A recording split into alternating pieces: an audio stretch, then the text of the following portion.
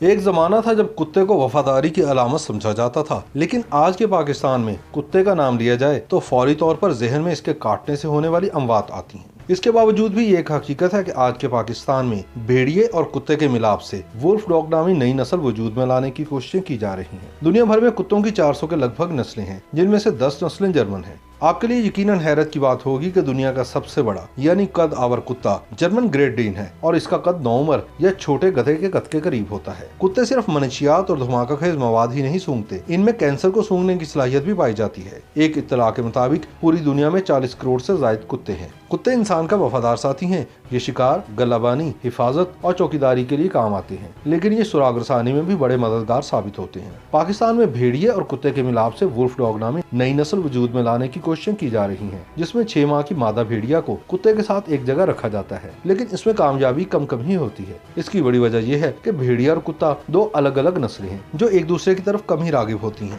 دنیا میں German, Belgium, Holland, Denmark, برطانیہ، روس اور ترک نسل کے کتے زیادہ خوبصورت سمجھے جاتے ہیں۔ انہیں خصوصی تربیت کے ساتھ گھروں میں بھی پالا جاتا ہے، لیکن ان میں چند ایک خطرناک نسل کے کتے بھی ہوتے ہیں جن سے محفوظ رہنا ایک مشکل کام ہے، لیکن چھوٹی عمر میں ان خطرناک کتوں کو سدھا کر ساتھ رکھا جا سکتا ہے۔ بعض کتے ایسے بھی ہیں جو بڑے غسیلے ہوتے ہیں، ہمیشہ نتنے پھلائے ہوتے ہیں، ان کا سانس دھونکنے کی طرح چل رہا ہوتا ہے، جبکہ ایسے کتے بھی ہیں جن کی آواز بہت تیز ہوتی ہے اور وہ بلند آہنگ میں جب بھونکتے ہیں تو سننے والوں کی خوف سے جان ہی نکل جاتی ہے۔ کتوں کی نسلوں کے ساتھ رنگت بھی مختلف ہوتی ہے۔ یہ سفید، بھورے، نیلے، کالے اور سرخ رنگ کے بھی ہوتے ہیں۔ جن کتوں کے جسم پر بال زیادہ ہوں اور وہ ملائم ہوں تو انہیں پسندیدگی کی نظر سے دیکھا جاتا ہے اور گھروں میں بڑے شوق سے پالا جاتا ہے۔ اس طرح کے کتے اپنے مالکان کے ساتھ اس قدر مانوس ہو جاتے ہیں کہ انہی کے بستر میں نیند کے مزے لینے لگتے ہیں۔ خواتین میں ایسے کتے زیادہ مقبول ہیں۔ وہ چھوٹے پلوں کو اپنے ساتھ بستر میں لٹاتی اور انہیں پیار کرتی ہیں، اور پھر جوابی طور پر کتے بھی اسی طرح پیار کا مظاہرہ کرتے ہیں، ان کا منہ چومتے اور جسم کو چاٹتے ہیں۔ شکاری کتے تو ہر چیز کو منہ بھی نہیں مارتے، لیکن جو ہلکائے ہوئے ہوتے ہیں وہ منہ مارنے سے باز بھی نہیں رہتے۔ کہتے ہیں کہ جب کتا پاگل ہو جائے تو پھر وہ مالک کو بھی نہیں پہچانتا اور آزادانہ طور پر رہنے لگتا ہے۔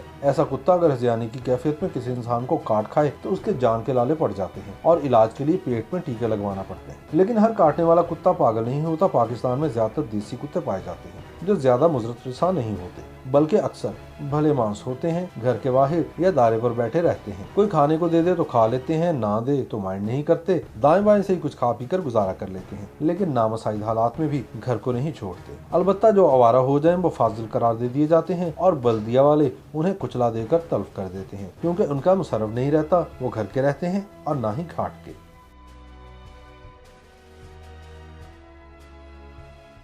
YouTube پر گوگلی نیوز دیکھنے کے لیے youtube.com کی سرچ بار میں googly news T V type کریں۔ گوگلی نیوز کے پیج پر سرخ رنگ کے سبسکرپشن والے بٹن پر کلک کرنا نہ بھولیے۔ YouTube پیج پر اپلوڈ ہونے والی ویڈیوز سے باخبر رہنے کے لیے بیل آئیکن پر کلک کیجیے۔ آپ کو ہر نئی ویڈیو کے بارے میں نوٹیفیکیشن موصول ہو جائے گا۔